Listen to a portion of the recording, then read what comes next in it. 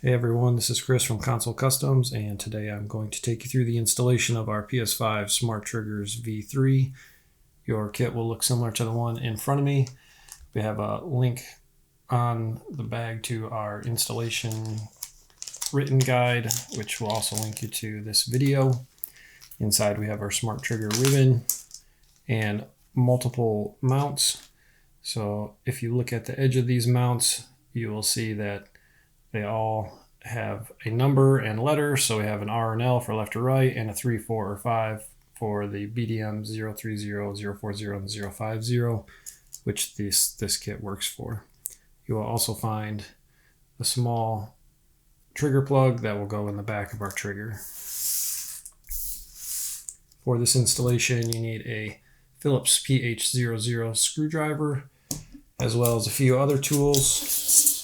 So we need a small pry tool to remove our triggers, a small pocket knife, or you could use a pair of small side cutters to remove a small tab off the back of the trigger, and either a pair of tweezers or needle nose pliers to remove some ribbon cables. This video is focused on the installation in a BDM-040, which requires a small tool to remove the trigger pin. Here I will use just a bent paper clip to do that. You could also use something like a SIM card removal tool for a cell phone. Okay, let's get into opening our controller. So to start with, we need to remove this black trim piece. We can do that just by using a fingernail or a pry tool to pop that out around the bottom corners, and then just slowly work both sides up.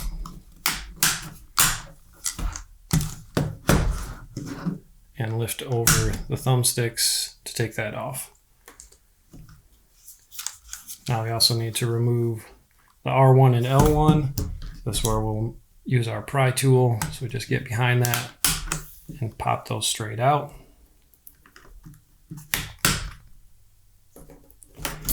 Now we can see all 4 screws that need to be removed.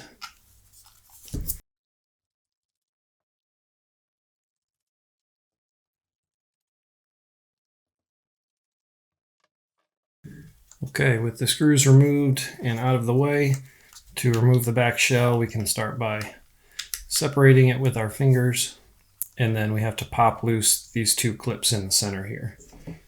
So you could use a pair of tweezers, a knife, just something to get underneath and pop those loose.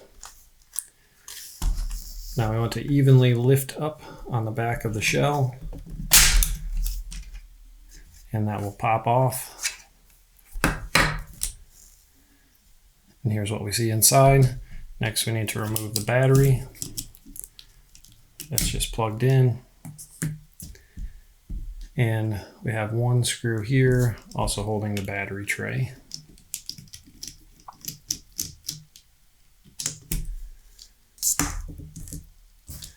When we remove that, we also have to pay attention to this microphone, which is attached to the battery tray. So I will just take my needle nose pliers and work that out to remove the battery tray. And we also want to remove these other ribbon cables. So we have the one up top here for the touchpad, this one for the front microphone, and we also have the 2 for the triggers. Now these 2 we'll remove, and we will not reinstall because they will no longer be needed. These are for the adaptive triggers, and we do not want the adaptive triggers to work with our smart triggers installed. So we won't reinstall those. With all the ribbon cables removed, we can go ahead and pull the board out. Just kind of flip that over and set it back.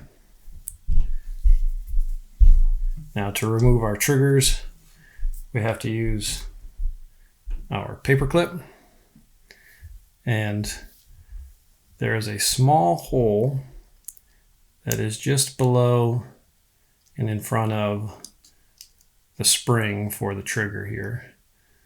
Probably hard to see on the video, but kind of push it in there just a little bit so you can see.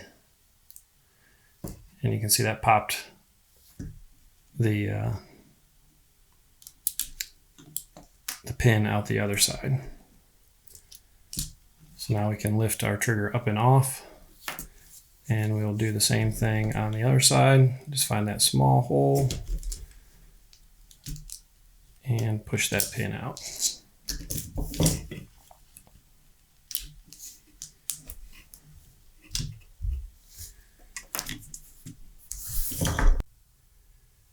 In the next step of our installation, we will be installing our trigger plugs into the back of the trigger. The kit comes with two different sets of trigger plugs, one that's a little larger than the other. The smaller size plug is for a newer style trigger found in some BDM-050 controllers released after January 2025. This is one of those on the right here. This is out of a chroma teal, and this on the left is a trigger found in basically every other controller version. So as you can see, the holes at the top are just slightly smaller on the new one, and those go with the smaller plugs. Since this tutorial is not for a BDM-050, we'll continue only with this style trigger with the larger insert. With the triggers removed, we now need to remove this small tab that is on the back. You can see that here. And to do that, you can use maybe a small pair of side cutters, or I just like to use a small pocket knife. So we'll just set the trigger down and remove that. So we'll do that with both triggers.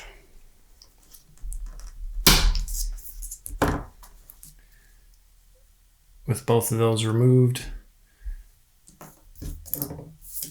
we can now take the plugs from our kit.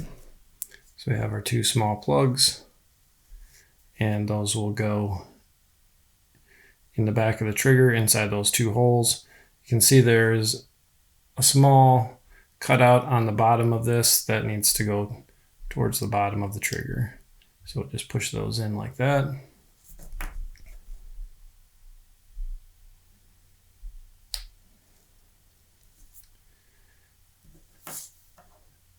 And we are ready to move on to the next step, installing our mod.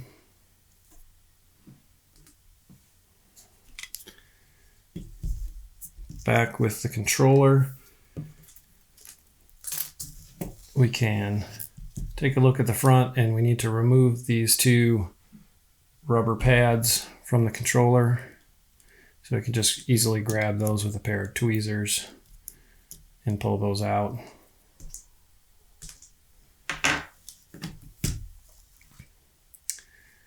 And we will take our mod, and this mod has some white lines on it. Those are there to show you where it needs to be bent. So we need to pre-bend the mod in those locations. This will just help with the ease of installation.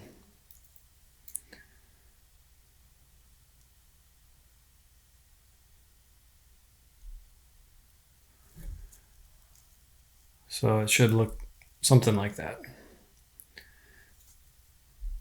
And we can take this and just set it in place.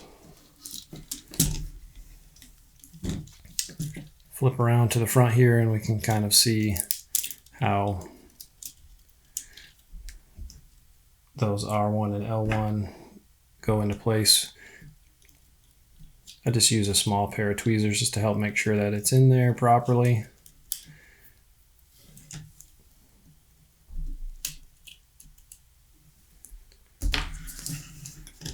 All right, once those are in, we'll just put it back on the pins here so it stays in place.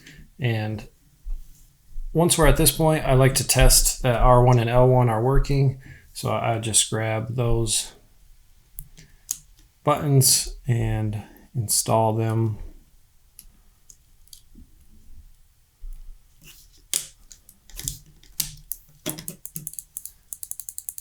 so we can hear that nice click.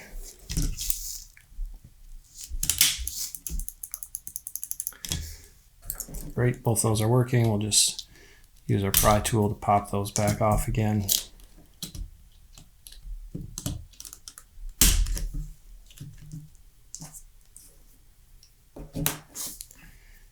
And now we can reinstall our triggers.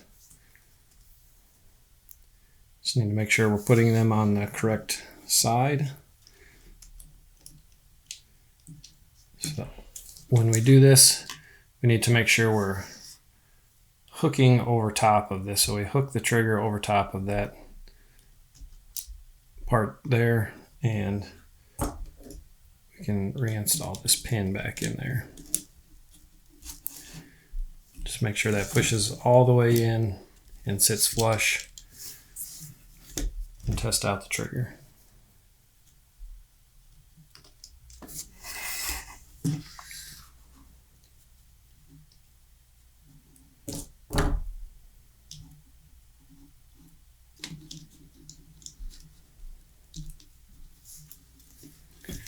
Okay, we have both those in. With the triggers back on, our next step is to install the mounts for R2 and L2. To do that, we need to remove the screws that are directly behind the trigger.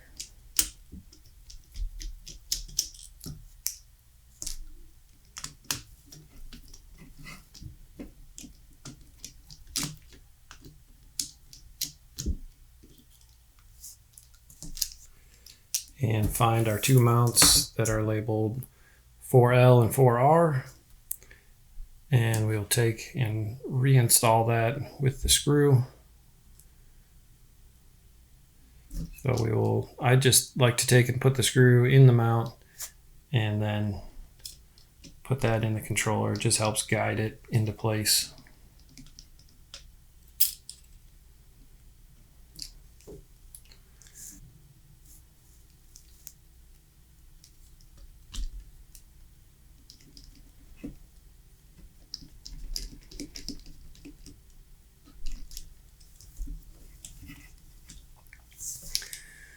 Okay, with both of those mounts installed, now we can just slide our R2 and L2 trigger buttons into place in the mount. These are a fairly snug fit, so you may need to just push down on the button as you're sliding it into the mount. Make sure it's all the way in and seated down, and we can test out that click.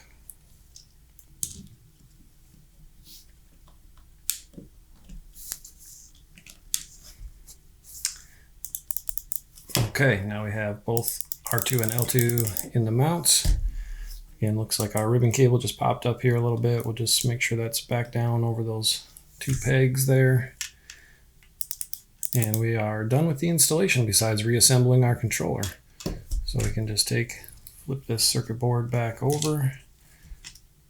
We'll make sure our ribbon cables are not underneath. And we can plug touchpad cable and the front microphone cable back in.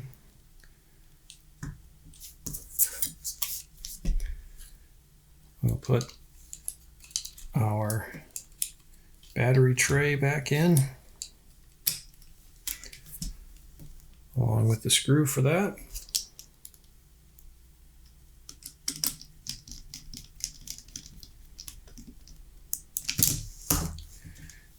And we can also plug the back microphone cable back in.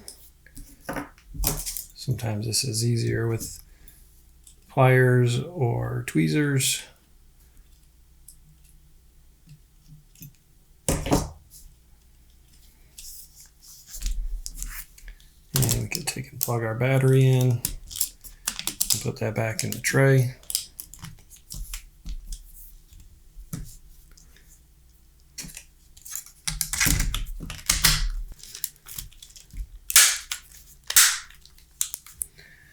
Make sure it's all closed up, and we can put 4 screws back in here.